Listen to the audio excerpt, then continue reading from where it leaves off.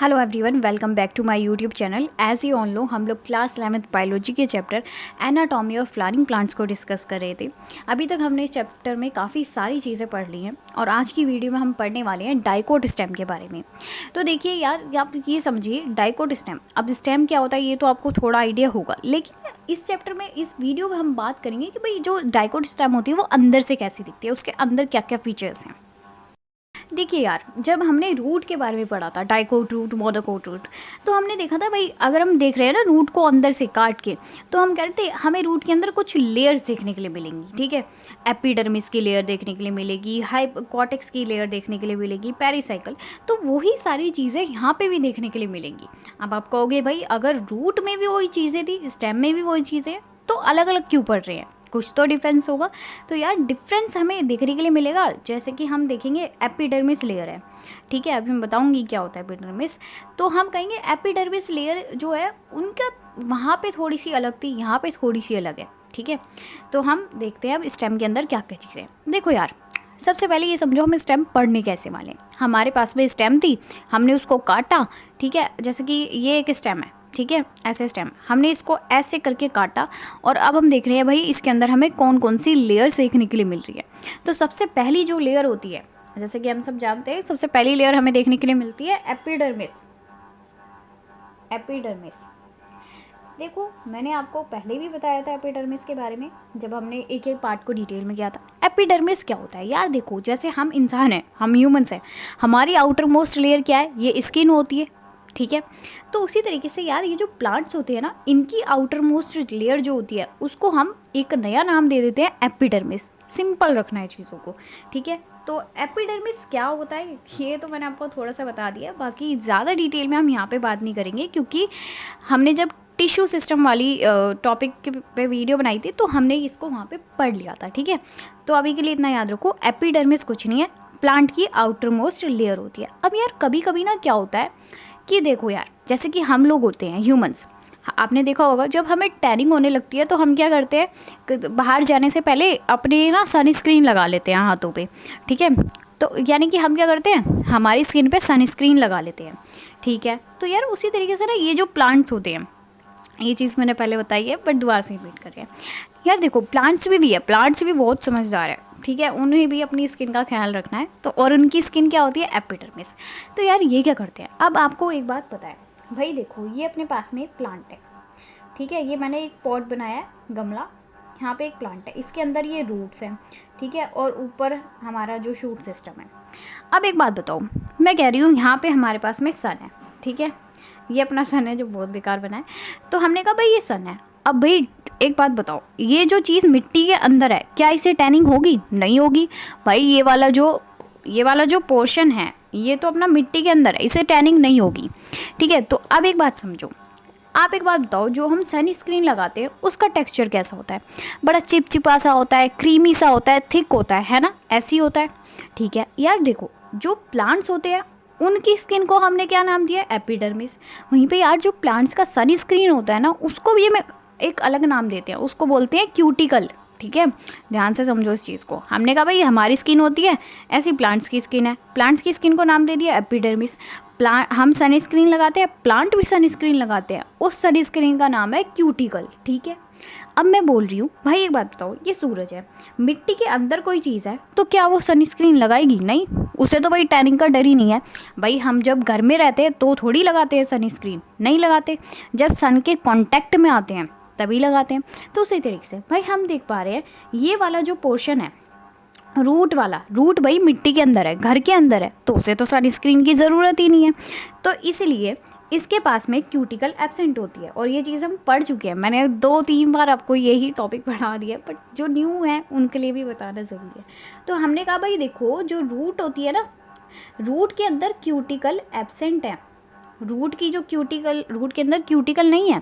क्यों नहीं है? रूट भाई सनस्क्रीन नहीं लगा रही, क्योंकि वो घर के अंदर है, वो मिट्टी के अंदर है, उसे कोई धूप का ऐसे खतरा नहीं है। ठीक है, टैन का कोई डर नहीं है। वहीं पे यार अगर मैं इस पोर्शन की बात कर रही हूँ, ये तो भाई सन के कांटेक्ट में है, घर से बाहर है, तो इसको क्या सनस्क्रीन की ज़रूरत है? हाँ है, टैनिंग हो सकती है भाई। तो ये सनस्क्रीन लगाएगा, इसके पास में क्यूटिकल होगी। अब ये चीज़ मैंने क्यों बताई, क्योंकि यहाँ से क्वेश्चन आता है, आपसे डायरेक्ट क्वेश्चन पूछ लेंगे कि बताओ डाइकोट स्टेम में क्यूटिकल प्रेजेंट होती है या नहीं होती। तो अब आपको याद रहेगा कि भाई क्या होता है, स्टेम जो होती है वो अपनी सन के कांटेक्ट में होती है, यानी कि घर से बाहर होती है, और उसको भाई धूप का खतरा है, टैनिंग हो सकती है, तो इसलिए वो सनस्क्रीन लगाती है। सनस्क्रीन क्या है, क्यूटिकल। तो हम कहते हैं भाई देखो जो डाइकोट स्टेम है, डाइकोट क्या मोनोकोट में भी, बट अभी डाइकोट पढ़ रहे हैं, तो हम कह रहे हैं डाइकोट स्टेम के अंदर क्या होगा कि क्यूटिकल प्रेजेंट होगा। ठीक है, एक क्वेश्चन हम बनवा दिया आपका, क्यूटिकल प्रेजेंट होगा। ठीक है, इतना समझ में आ गया। इसलिए ना हम एक और वर्ड यूज़ कर लेते हैं। अब भाई एपिडर्मिस लेयर है, क्यूटिकल प्रेजेंट है, तो कभी कभी आपको ये भी क्वेश्चन देखने के लिए मिल जाएगा। इसके लिए हम एक वर्ड यूज़ करते हैं क्यूटिकुलराइज्ड। अब भाई इस वर्ड को देख के अब डर तो नहीं लग रहा कि भाई ये कौन सी भारी भरकम इंग्लिश है, नहीं भाई क्यूटिकल प्रेजेंट है, तो इसलिए क्यूटिकुलराइज्ड हमारी एपिडर्मिस लेयर होती है। ठीक है, समझ में आ गया। अब नेक्स्ट जो लेयर होती है वो हम सबको पता है कौन सी होती है, कॉर्टेक्स होती है। ठीक है, नेक्स्ट लेयर है अपनी कॉर्टेक्स। अब यार देखो एपिडर्मिस के नीचे कॉर्टेक्स वाली लेयर होती है। अब हम कहते हैं ये जो कॉर्टेक्स वाली लेयर है इसमें भी 3 लेयर्स होती हैं। जैसे कि मान लो ये अपने पास में एपिडर्मिस लेयर है ना, एपिडर्मिस के नीचे ये अपनी कॉर्टेक्स वाली लेयर है जो मैंने रेड कलर से बनाई है। अब ये जो कॉर्टेक्स वाली लेयर है ये 3 उसमें डिवाइड है, 3 लेयर्स में डिवाइडेड है। एक ये वाली लेयर हो गई, ठीक है, फिर अपने पास में ये लेयर हो गई एक, और ये लेयर हो गई। ठीक है, तो 3 लेयर्स होती है कॉर्टेक्स की।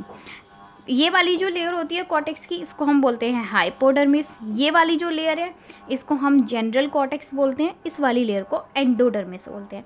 अब यहाँ पे ना आपको सिर्फ ये याद रखना है भाई ये जो लेयर्स हैं इनमें कौन से सेल्स हैं। ठीक है, तो कॉर्टेक्स में हमारे पास में जो फर्स्ट लेयर है वो कौन सी है, हाइपोडर्मिस।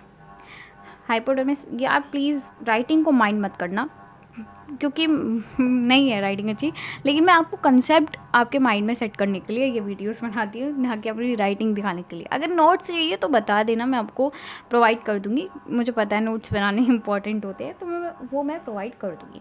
देखो हमने कहा हाइपोडर्मिस, हाइपोडर्मिस जो लेयर होती है ना वो कौन से तरह के सेल से बनती है, वो कोलेनकाइमा सेल से मिलकर बनती है। कोलेनकाइमा सेल्स, कोलेनकाइमेटस सेल से मिलकर बनती है। अब कोलेनकाइमा सेल्स क्या होता है अगर आपको नहीं पता तो कोई बात नहीं, मैंने वीडियो बनाई हुई है इस चीज़ पे, आप देख लीजिएगा। ठीक है, तो सिंपल सी बात है भाई, हाइपोडर्मिस जो लेयर है उसमें कोलेनकाइमा सेल्स होते हैं। अब भाई नेक्स्ट लेयर कौन सी होती है, जनरल कॉर्टेक्स। जनरल कॉर्टेक्स, ठीक है, तो भाई जनरल कॉर्टेक्स की जो सेल्स होते हैं वो होते हैं पैरेन्काइमा सेल्स, पैरेन्काइमा सेल्स।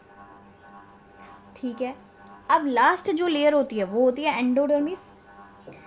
तो एंडोडर्मिस के जो हमारे पास में सेल्स होते हैं, एंडोडर्मिस के अंदर हमें देखने के लिए मिलते हैं अपने पास में, यहाँ से बेसिकली काफ़ी ज़्यादा क्वेश्चन आता है। देखो यार होता क्या है, अभी तक हमने देख लिया हाइपोडर्मिस में कोलेनकाइमा सेल्स हैं, जनरल कॉर्टेक्स में पैरेन्काइमा सेल्स हैं।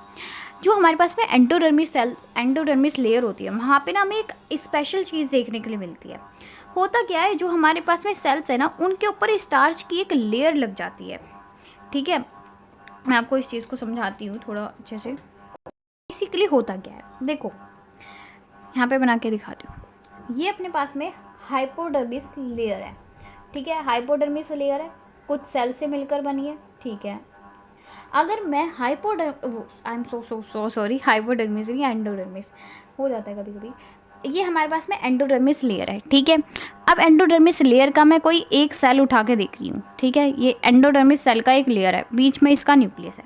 यार होता क्या है, बहुत सिंपल सी बात है, ये जो हमारे पास में एंडोडर्मिस लेयर है इसके जो सेल्स होते हैं, ध्यान से सुनो, एंडोडर्मिस लेयर है उसके जो सेल्स होते हैं वो ना अपने अंदर स्टार्च के ग्रेन्यूल्स को, या सिंपली कह सकते हैं स्टार्च के ग्रेन्स को स्टोर करने लग जाते हैं। ठीक है, बेसिकली क्या हुआ यार, एक ये ऐसे समझ सकते हैं गेस्ट हाउस की तरह है ये, अपने मतलब एक होटल रूम की तरह है जहाँ पे गेस्ट आके रह रहे हैं।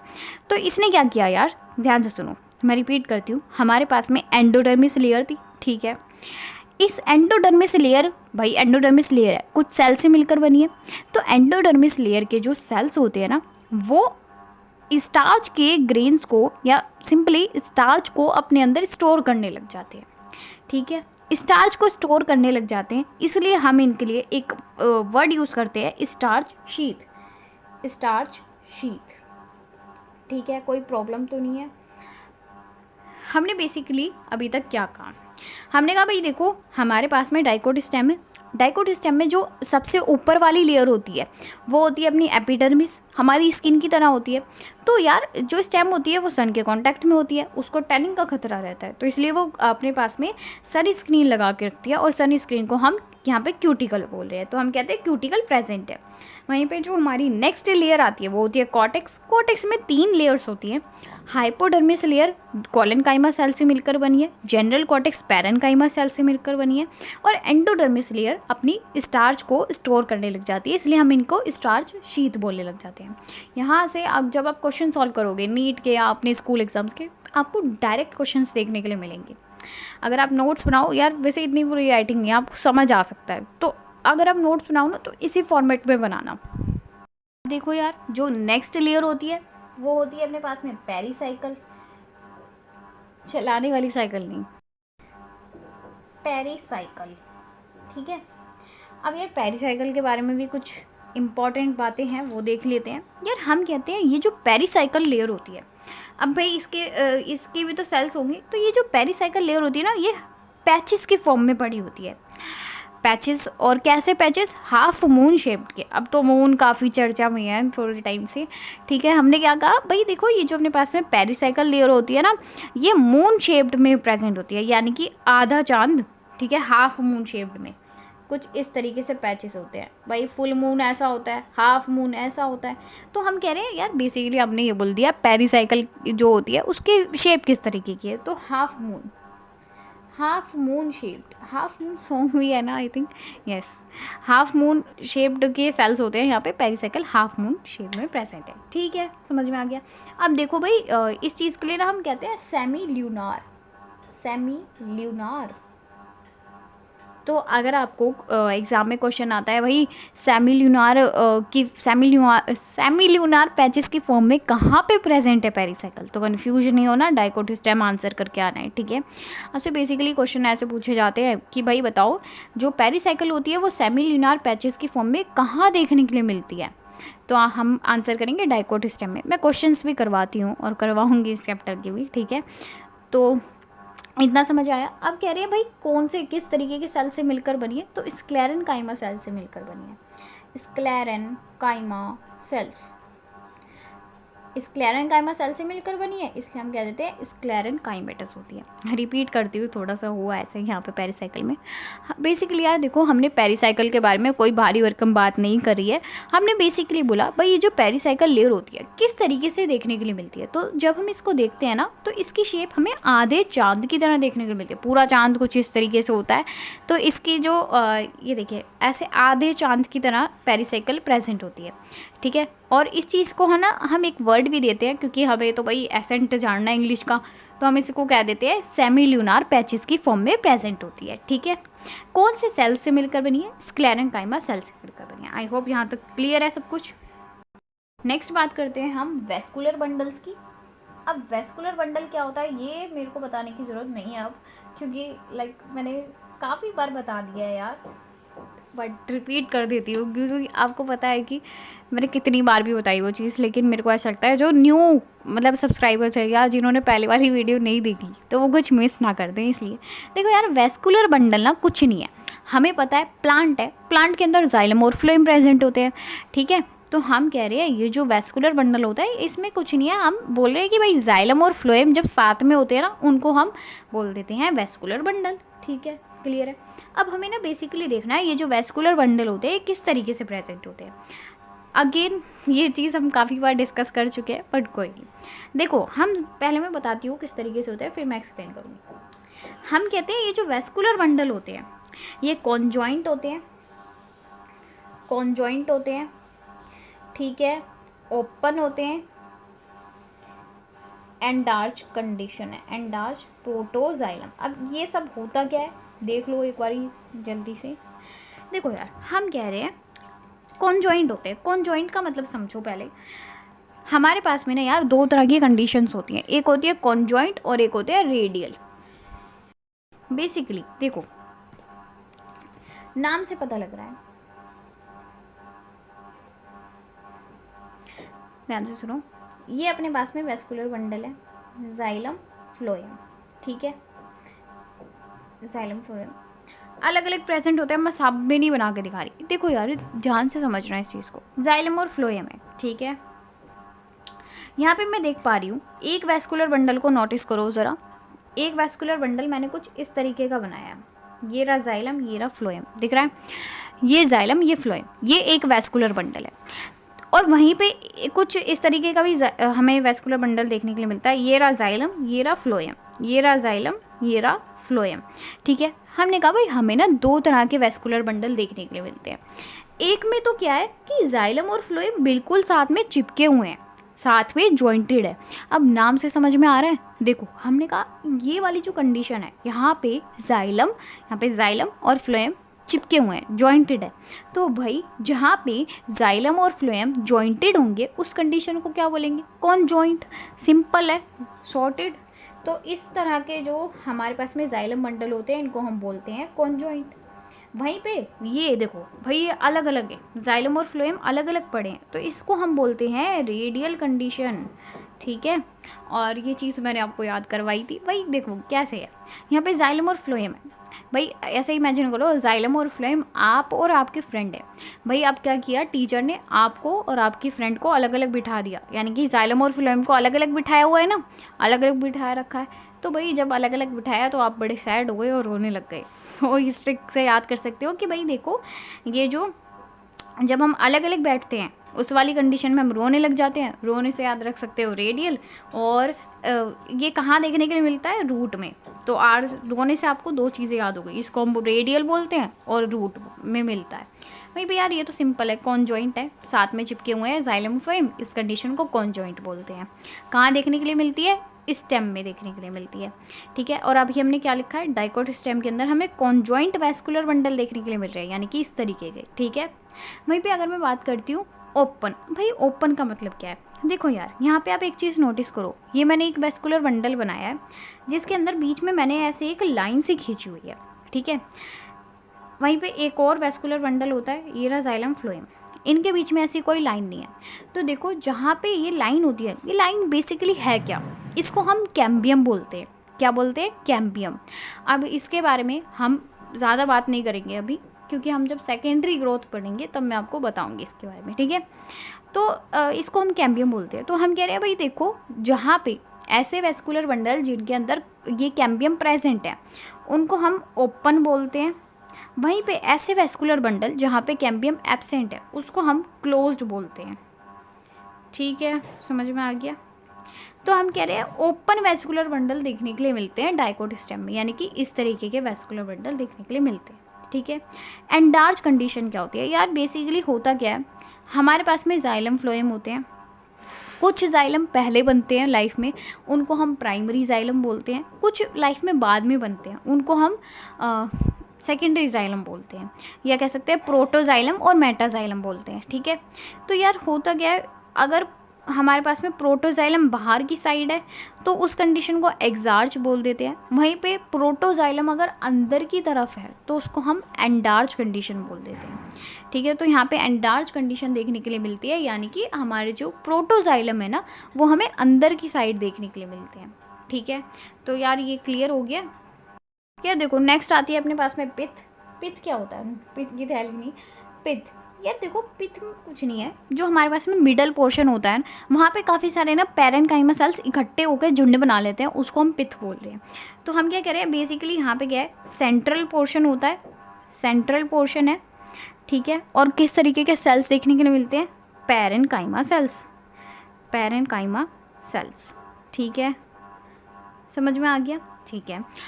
तो ये था हमारा पूरा डाइकोट स्टेम के बारे में। मैं जल्दी से रिवाइज करवाती हूँ। देखो हमने कहा डाइकोट स्टेम में क्या होता है कि हमारे पास में कुछ लेयर्स होती है। एपिडर्मिस लेयर सबसे बाहर वाली लेयर होती है, क्यूटिकल प्रेजेंट होती है, ठीक है। फिर आती है कॉर्टेक्स लेयर। कॉर्टेक्स लेयर में क्या होता है, बेसिकली 3 लेयर्स होती है। हाइपोडर्मिस कोलेनकाइमा सेल से मिलकर बनी है, जनरल कॉर्टेक्स पैरेनकाइमा सेल से मिलकर बनी है, एंडोडर्मिस के जो सेल्स होते हैं ना वो अपने अंदर स्टार्च को स्टोर करने लग जाते हैं, तो हम इन्हें स्टार्च शीथ नाम दे देते हैं। पेरिसाइकिल की बात करें तो यहाँ पे जो पेरिसाइकिल के लेयर होती है वो हाफ मून शेप में प्रेजेंट होती है, इसलिए हम इसको नाम देते हैं, हमारे पास में सेमी ल्यूनार पैचेस की फॉर्म में प्रेजेंट होती है पेरिसाइकिल। वहीं पर कौन से सेल से मिलकर बनी है, स्क्लेरेनकाइमा सेल से मिलकर बनी है। वेस्कुलर बंडल की बात करें तो कॉन्जॉइंट होते हैं, ओपन होते हैं और एंडार्च प्रोटोजाइलम वाली कंडीशन देखने के लिए मिलती है। वहीं पे बात करते हैं अगर पित्त की, तो पित्त कुछ नहीं है, बीच वाला एरिया है, सेंट्रल पोर्शन है, जहाँ पे क्या होता है बहुत सारे पेरिसाइकिल पित्त क्या होता है, बीच वाला पोर्शन है, सेंट्रल पोर्शन है, जहाँ पे बहुत सारे पैरेनकाइमा सेल्स इकट्ठे होकर झुंड बना लेते हैं, ठीक है। क्लियर है। तो ये था अपना डाइकोट स्टेम। अगर आपको कोई डाउट हो तो मेरे को कमेंट करके बता सकते हैं, और अगर आपको वीडियो अच्छी लगी हो या आपकी थोड़ी सी भी हेल्प हुई हो तो प्लीज़ वीडियो को लाइक कर देना, इतना तो एफर्ट कर सकते हो आप, क्योंकि वी ऑल्सो डिमोटिवेट यार आपकी तरह। तो please if you like the video then please press the like button and also share the video with your friends, and yes, please subscribe my YouTube channel so that I can reach 1000 subscribers and I can help you more and more. I can provide more and more content, and yes, please subscribe my YouTube channel and yes, please share the video। और अगर आपको समझ में आया हो तो please, अगर आपके पास पे 1 सेकंड या लाइक कह सकते हैं 1 मिनट का टाइम हो तो प्लीज़ कमेंट करके बताना कि आपको कैसी लगी वीडियो, या और किस तरीके की वीडियोस आप चाहते हो, नेक्स्ट चैप्टर कौन सा चाहिए, या फिर आपको लगा कि भाई ये चीज़ इम्प्रूव हो जाएगी तो हमें और सही लगेगा, या लगाओ कि भाई कुछ इसमें हमारी वीडियो में कुछ कमी है तो वो भी बताना, ठीक है। ज़रूरी नहीं है कि हमेशा तारीफ़ करूँ, थोड़ी कमी भी हो तो वो भी बताना please. And yes, thank you so much, and thank you so much for watching our video. Thank you so much for visiting our channel, and yes, please visit our channel again. Thank you.